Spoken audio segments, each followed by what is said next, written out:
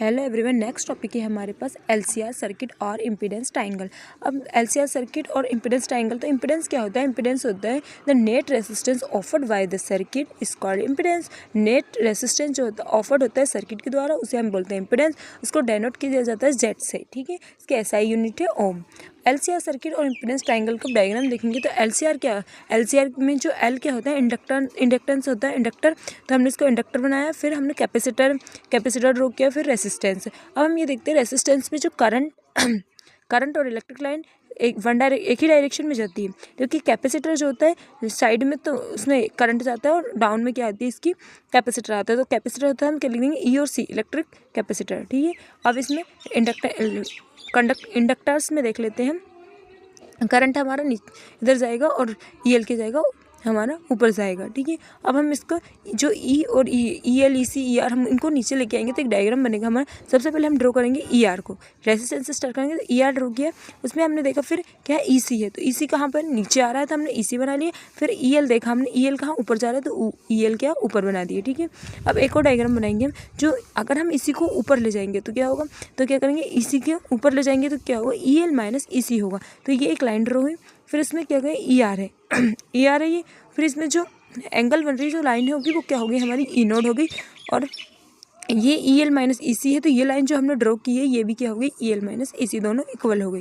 ये दोनों एक दूसरे के परपेंडिकुलर है तो दोनों इक्वल है, ठीक है। अब हम इसमें क्या करेंगे? इसको नाम दे देंगे ए बी सी। इस ट्रायंगल को नाम दिया हमने ए बी सी। अब इसमें ये इसको पाइथागोरस थ्योरम यूज़ करेंगे हम इसमें। तो क्या? Hypotenuse base perpendicular. तो पाइथागोरस थ्योरम यूज़ करने से पहले हमें जो हमारा ई आर है, ठीक है, इलेक्ट्रिक रेसिस्टेंस है, उसकी वैल्यू लिखेंगे आई नोट बाई आर, और ई सी की वैल्यू लिखेंगे आई नोट एक्स सी, और ई एल की वैल्यू लिखेंगे।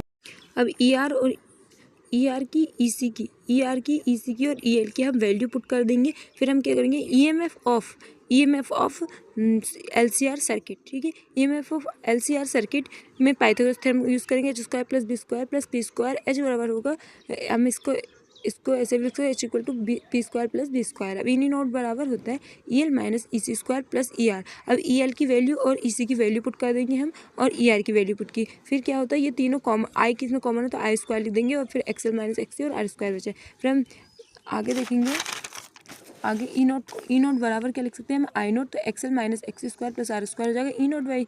फिर इसी को हम इसके वाई में भी लिख सकते हैं आई नोट को, तो इक्वल में हम ये वापस ये आ जाएगा, एज इट ऐसे लिख देंगे। फिर ई नोट बाई आई नोट को क्या बोलते हैं हम?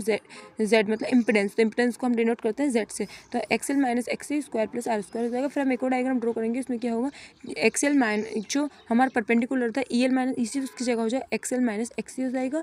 और इधर भी क्या परपेंडिकुलर है तो ये हो जाएगा, और हमारा बेस क्या है? आर था, तो ये क्या हो जाएगा? आर लिख देंगे, ठीक है। और फेस डिफरेंस है near by 10 phi equal to P by B, और परपेंडिकुलर बाय बेस होता है 10 की वैल्यू। तो पी क्या है हमारे पास? एक्स एल माइनस एक्स सी, और बी क्या है हमारे पास? आर। तो हम उसको लिख देंगे। अब 10 फाई बराबर हो जाएगा एक्स एल और एक्स माइनस एक्स सी को हम क्या लिख सकते हैं? ई एल माइनस ई सी। पावर फैक्टर कॉस फाई के लिए लिखेंगे हम बी बाई एच होता है कॉस, तो क्या हो जाएगा? बी क्या है हमारे पास? आर, और एच क्या है हमारे पास?